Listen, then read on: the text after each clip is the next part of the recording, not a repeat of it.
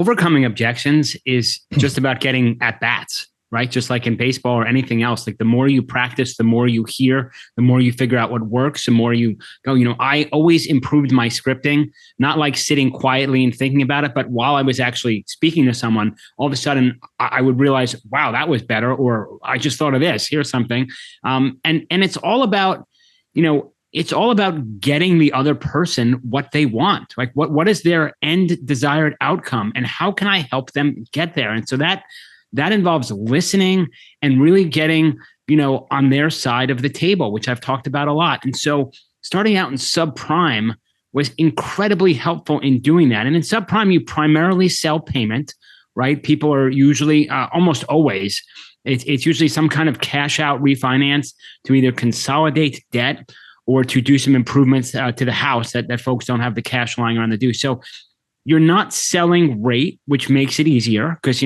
being able to go right to advice versus price is helpful. Rate becomes a factor, but much, much less of a factor. So really, I liked it because it was much more relationship based. Like this transaction is not just about you getting a low rate and saving money. There's something that we can attach to it when you're doing a subprime loan, at least back then there was.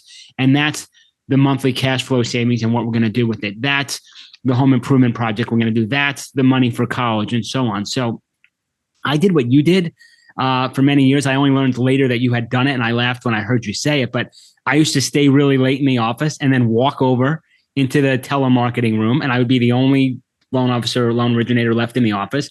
And I would just sit there and I would take live leads. They would yell, "We got a hot one." And I would come flying in, and I found that to be super helpful. And it really allowed me to put deals in the pipeline early and be successful.